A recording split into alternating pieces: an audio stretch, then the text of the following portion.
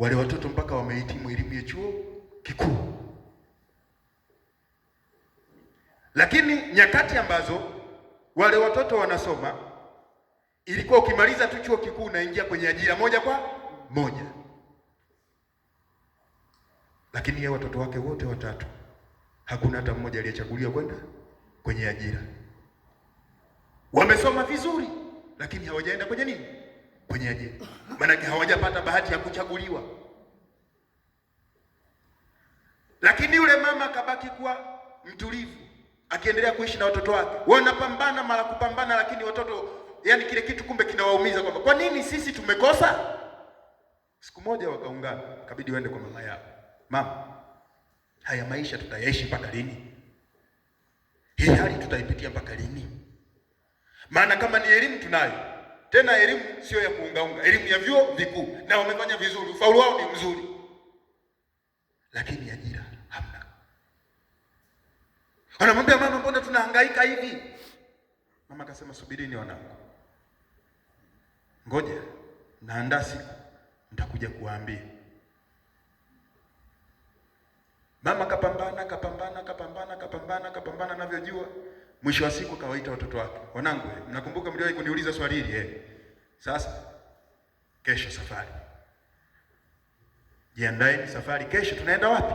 Kijijini. Kweli, kesho yake watu wamejiandaa, wanaenda kijijini. Kufika kule, kumbe mama alishawasiliana na wazee tayari, kwa wamefika pale, wamewapokea wale vijana, wakafanya mambo ya kufanya. Mwisho wa siku, wakati wanaelekea mwishoni mwa kale hafla walikokuwa wamefanyiwa, akaitwa kijana mkubwa wa yule mama. Maana walikuwa wamechinjwa mbuzi, wamechinjwa kondoo, vimepikwa vyakula. Tunajua sehemu kama zile pombe zinakuwepo, wakafanya hivi. Wakamwita yule kijana mkubwa wa yule mama, wakamkabidhi sinia. Lile sinia ndani yake kulikuwa na moyo, kulikuwa na mahindi, kulikuwa na figo, lakini kulikuwa na damu kwenye lile sinia. Wakamwambia, nenda kapeleke kwenye kijumba kile. Bwana Yesu asifiwe. Kwetu si Wanyakyusa, kwenye pale nyumbani kwenye migomba kule, si watu, kuna baadhi ya sehemu, kuna baadhi ya watu nakuta wamejenga kama tu vijumba fulani, vitu misonge fulani, vitu dogodogo, si ndio? Bahati nzuri nimebahatika kuishi na kabila nyingi, kwa najua walivyomwambia kapeleka kwenye kale kakibanda, akabeba yale mahindi, zile figo na ule moyo, akaenda kuweka kwenye kile nini, kibanda. Aliporudi wazee wakashangilia sana, wakamwambieje, sasa nendeni, kila kitu kimekwisha, nendeni. Mama hakuambia ukweli watoto kama ile inafanyika ni ibada. Bwana Yesu asifiwe. Hakuambia ukweli. Kweli wametoka pale, wamerudi nyumbani kwao, muda mfupi tu wote wanaitwa kwenye ajira. Wakaenda kwenye ajira, wakafurahi, wamepata nini? Kazi. Hapo wakaanza kumuuliza, mama ulikuwa unachelewa nini? Angalia sasa, tumeenda tumefanya hivi, angalia. Lakini muda mfupi baadaye yule kijana amepata kazi nzuri, analipwa pesa nzuri. Kilichotokea, magonjwa yakaanza. Moyo unamsumbua, ini linamsumbua, figo inamsumbua, bado kwenye damu wanasema kuna changamoto.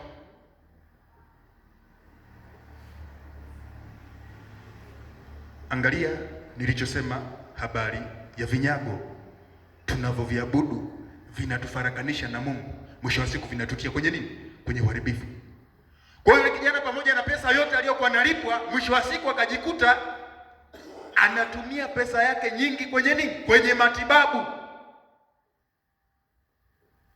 Baadaye ile hali nafikiri aliichoka, akarudi kwa mama yake. Mama, mbona mimi nateseka sasa hivi nini? Unajua mama alimwambia?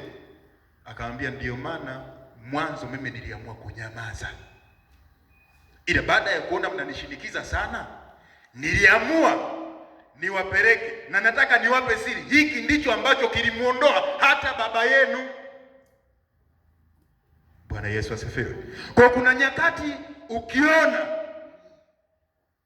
mzazi wako hataki kukuelekeza, unapita kwenye changamoto. Maana nataka nikwambie ukweli, hakuna changamoto unaipitia kwenye maisha yako mzazi wako hajui. Haipo hata siku hii. Hata kama ukiuliza atakwambia sijui, lakini sio kwamba hajui, anajua, ila ameamua kunyamaza kwa sababu wakati mwingine anaogopa kukuingiza kwenye uharibifu.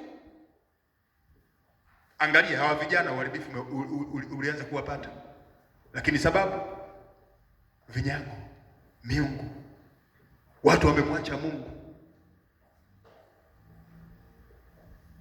Nilisema siku ile kwamba unapopita kwenye changamoto ya namna yoyote, usije ukamwacha Mungu. Shikamana na Mungu.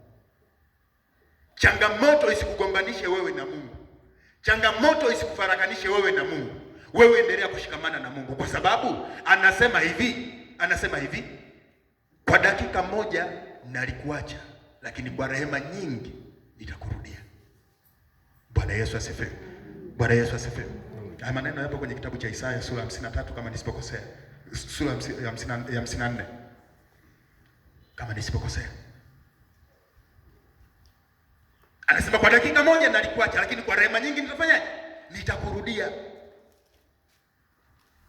Sasa kaneno nilikuwa nasoma hapa kwenye hii sura ya kwanza Isaya, anaposema mbona mnataka kupigwa hata sasa, hata mkazidi kuasi? Angalia, anasema kichwa chote ni kigonjwa, moyo wote umezimia. Tangu wayo wa mguu hata kichwani hamna uzima ndani yake. Asilimia kubwa ya maisha ambayo wanadamu tunayaishi sasa hivi, ni kweli tunaumwa, kwani uongo? Unaweza ukawa sio mgonjwa kwa maana ya homa, lakini udhaifu uliokuwa nao ndani yako ni mkubwa afadhali hata ya mtu ambaye anaumwa ugonjwa ambao unaonekana, hata ameenda hospitali amtambulika kwamba na ugonjwa wa aina fulani. Asilimia kubwa tunaugua ndani yetu. Yote ni kwa sababu tulimwacha Mungu, tukafuata njia zetu. Mwisho wa siku zile njia zetu zinatutesa wenyewe. Bwana Yesu asifiwe. Bwana Yesu asifiwe. Lazima tulitambue, tangu wayo wa mguu hata kichwani hamna uzima ndani yake, bali jeraha na machubuko na vidonda vitokavyo usaha, havikufungwa, havikuzongwa, wala havikulainishwa kwa mafuta.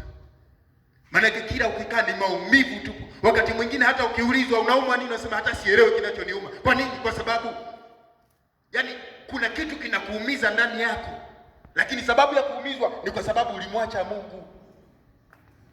Bwana Yesu asifiwe. Huu ni wakati wa kutafakari njia zetu. Huu ni wakati wa kumtafakari Mungu. Huu ni wakati wa kuangalia ni mahali gani ambapo tumekosea, ili tupate kutengeneza mbele za Mwenyezi Mungu, ili Mwenyezi Mungu apate kutuhurumia. Ninazungumza haya kwa sababu najua watu wengi, kuna mahali tunapita, kuna mahali tunapitia, kuna magumu tunayopitia na yanatuumiza kwenye maisha yetu. Huu ni wakati wa kujiachia mbele za Mungu. Huu ni wakati wa kusema na Mungu. Huu ni wakati wa kunyenyekeza mbele za Mungu. Ngoja nikwambie. Ndio maana nikasema hivi kwenye ule mstari wa 16, jiosheni, jitakaseni, ondoeni uovu wa matendo yenu usio mbele ya macho yangu. Anasema acheni kutenda mabaya, jifunzeni kutenda mema. Anasema takeni hukumu na haki, wasaidieni walioonewa, mpateni yatima haki yake, mteteni mjane. Hii ndiyo ibada.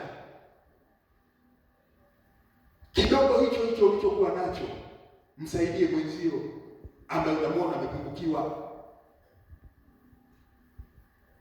Yale yaliyo mema ndio uyafanye mbele za watu. Usije kumfanyia mtu baya, kwa sababu ile baya unalofanya itakuja kukuhukumu. Bwana Yesu asifiwe. Bwana Yesu asifiwe. Alafu anasema hivi, haya njooni tusemezane, asema Bwana. Kwenye mstari wa 18 anasema haya njooni tusemezane, asema Bwana, dhambi zenu japokuwa nyekundu sana zitakuwa nyeupe kama theluji, zijapokuwa nyekundu kama bendera zitakuwa kama sufu.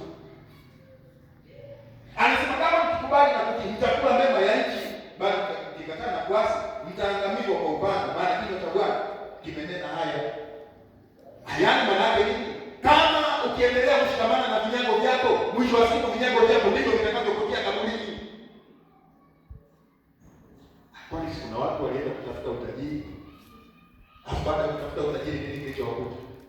wameishi miaka michache tu, alafu baadaye tumewasahau, hawapo duniani. Sasa je, na sisi tunataka tuwe mojawapo ya watu wale? Kuna watu walitumainia uchawi wao, waliamini kabisa uchawi waliokuwa nao utawasaidia kwenye maisha yao, lakini wakasahau kwamba iko siku Mungu atawaondoa kwa uchawi ule ule waliokuwa nao, na wengine waliondoka katika mazingira ya aibu. Bwana Yesu asifiwe. Kuna watu wanaondoka katika mazingira ya aibu kwa sababu ya uchawi wao waliotumainia. Kuna mtu mmoja namfahamu, yaani wewe kuangalia, kutazama, basi shughuli imeisha. Ulipofika wakati wa kuondoka kwake, alipata shida. Yule mama alikuwa bibi, alipata shida kila napo, yaani kila kitokea watu wanajua tayari na kutu huyu kukumbuka. Watoto fulani wana vizuri, anawataja mpaka majina. Bwana ni imekuaje? Asema wana vizuri. Wale kukumbuka kabisa, wengine wananifinya. Alafu wale watoto na wataja. Tulikuwa tunapata habari kwamba yeye ndio alifanyaje? Aliwatanguliza. Tumeenda. Yaani karibu wiki mbili nzima anapata mateso hayo. Watu wanajua wameshakufa, siku inapita, kesho nakuta kakurupuka. Sema yeye wananifukuza, wao wananipiga. Lakini baadaye mara ya mwisho, kama kweli ni Mungu, alisema alikuja mtu mmoja amevaa mavazi meupe, ameniambia nirudi nitengeneze. Sasa naombeni, anamtuma mtoto wake, sasa naomba uende kwa mchungaji ukaniitie mchungaji. Alipokuja mchungaji, yule bibi kaungama dhambi zake pale, kasema yote aliyokuwa anayafanya. Mchungaji kapunguza sana watoto pale, kaondoka. Sasa sijui kama alienda kwa Mungu, basi Mungu alifanya, alimsamehe pamoja na uongo wote alifanya aliyofanya. Na ndio maana hapa anasema jiosheni, kitakaseni. Ngoja nikwambie, ukiwa mzima hivi ndio wakati wa kumtafuta Mungu. Sio kumtafuta Mungu wakati uwezi. Mtafute Mungu sasa hivi ukiwa na nguvu. Itakusaidia kwenye maisha yako. Bwana Yesu asifiwe. Amen. Bwana Yesu asifiwe. Amen. Natamani sana nielewe ninachozungumza, kwamba tuachane na vinyago, tuachane na miungu migeni, tuachane na miungu ambayo haieleweki. Tushikamane na Mungu ili yeye apate kutusaidia katika haja tulizokuwa nazo kwenye maisha yetu. Itatusaidia sana kwenye maisha yetu. Lakini naendelea kutoa msisitizo, ukiwa na nguvu kama hii, ndio wakati sahihi wa kwenda kutafuta Mungu. Usimtafute Mungu wakati umeshachoka. Usimtafute Mungu wakati upo katika hali ya kulala usingizi. Usimtafute Mungu wakati kipindi ambacho huelewi unafanya nini. Sasa hivi ukiwa na akili timamu, ndio wakati sahihi wa kumtafuta Mungu. Kwa sababu wakati mwingine inawezekana kumtafuta Mungu kwenye wakati huu, pengine kuna mambo ambayo Mwenyezi Mungu angekusababisha uyafanye, yakafanyika kwa baraka kwa ajili ya watu wake. Inawezekana hata kifo ambacho pengine kilikuwa kinaandaliwa kwa ajili yako sasa hivi, Mungu akakuongezea miaka zaidi ili upate kuendelea kumtumikia. Bwana mfano tunayo. Ezekiel aliongezwa miaka 15. Lakini alikuwa kwenye hali ya kufa kabisa. Lakini anapoambiwa, anakumbushwa jambo, tengeneza mambo ya nyumba yako. Tengeneza mambo ya nyumba yako. Kwa hiyo sasa hivi hata wewe unayo nafasi ya kutengeneza mambo ya nyumba yako. Kama kulikuwa na mahali ambapo ulikuwa umepashikilia, paachie hapo mahali, shikamana na Mungu wako. Kama kulikuwa na miungu ambayo unaiona inafaa kwenye maisha yako, sasa hivi achana na hiyo miungu, shikamana na Mungu. Itakusaidia kwenye maisha yako. Tena utapata ofa. Inawezekana ukapata hata ofa zaidi ya Ezekiel. Amen. Bwana Yesu asifiwe. Bwana Yesu asifiwe. Amen. Naomba nielewe sana neno hili. Naliongea kwa msisitizo kwa sababu najua watu wengi wameangamia. Watu wengi wamepotea. Watu wengi wamepoteza hata uhalali kwenye maisha yao. Watu wengi wamepoteza mali zao. Watu wengi wamepoteza watoto wao. kwa sababu ya miungu mingine. Nimezungumzia habari ya matajiri. Leo hii matajiri, mtu tajiri, mtoto wake amekaa mlangoni kwenye duka lake, anatoa maudena tu. Unamwona tajiri, lakini kumbe yule mtoto aliyekaa pale mlangoni anatoa maudena ndio anayefanya, ndio anaita wateja.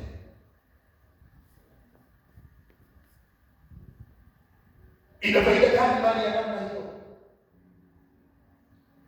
Mtu tajiri, lakini kwa chumba cha siri nyumbani kwake, watu wengine hawaingii kwenye hicho chumba, anaingia yeye mwenyewe. Na afadhali baba mmoja, yule baba alikuwa kabila fulani kaskazini huko, kaskazini mashariki, alienda kutafuta utajiri wa namna hii, lakini kweli alibahatika kupata. Lakini kadri siku zilivyokuwa zikizidi kwenda, anamuona mama yake ambaye amemtoa kafara ndiye anafanya kazi, amesimama pale dukani anafanya kazi ya kuita wateja waje, alafu hapumziki. Machozi yakamtoka, baadaye uvumilivu ukamshinda, akaamua kuandika ujumbe, akaandika barua, nimechoka kumwona mama yangu anateseka, ni kweli mimi ndiye nimesababisha maji, kanitundika kama. Sasa sisi tunataka tufike huko. Bwana Yesu asifiwe. Bwana Yesu asifiwe. Ninatamani sana tuelewe hiki. Na sasa sisi vijana ambao tunapenda shortcut ya kweli kufuata njia hiyo nyoka, tuangalie tusije tukaingia huko. Sasa hivi kuna watu wanani hata kwenye maredio utasikia Jonah Bey. Unajua kwenye Bey kule kuna nini? Anakuwekea nini? Anakuwekea kanyoka. Kanyoka kadogo tu. Unakapa kumba. Kadri wewe nyoka anazozidi kukua, mwisho wa siku anaanza kumeza watu mmoja baada ya mwingine ndani ya familia. Mimi nakusanua ndio kweli. Samani wetumia Kiswahili cha kiume sana kusanua. Nakwambia ndio kweli. Sasa endelee kusikiliza hizo redio, wanakwambia kiona kibeti, alafu tena na 50 sijui. Nenda nayo hiyo watu 50 watakupa wewe nyoka. Alafu baadaye anza kumeza watoto wako, anza kumeza wazazi wako. Si ndio tunataka? Shortcut. Bwana Yesu asifiwe. Bwana Yesu asifiwe. Kwa pekee inawahusu sana vijana. Vijana tuwe makini kwenye hili. Tuwe makini. Neema ya Mungu itutembelee. Ituzuie tusije tukaingia huko. Bwana Yesu asifiwe. Nazungumza hivi kwa sababu miaka kadhaa iliyopita mwenyewe nilitamani sana kufanya hivi kitu. Nilipitia magumu mpaka nikajikuta natamani kuingia huko. Alafu nimesafiri toka Dar es Salaam kwa naishi, nimerudi nyumbani kwa mama, alikuta nimekaa na watu. Kumbe na kazi nawaza, natamani nikafanye kitu ambacho naamini kitanisaidia. Unajua mamangu ananiambia tena ole wako. Na mamangu bahati nzuri kama na jicho hivi naona. Akanambia ole wako. Uje kuua mwanangu humu ndani, uje umtoe baba yako humu ndani, au uje uniue mimi, utatembelea kichwa. Na kweli nilikuwa kwenye mawazo hayo. Bwana Yesu asifiwe. Bwana Yesu asifiwe. Yaani nataka nikwambie kitu. Lazima uwe makini kwenye maisha haya unayoishi. Mtangulize Mungu. Alipoongea vile akili ikapiga kama nimetolewa sasa kwenye, nilikuwa nimefunikwa kwenye chungu, sasa nimetolewa kwenye mwanga hivi, ndo naona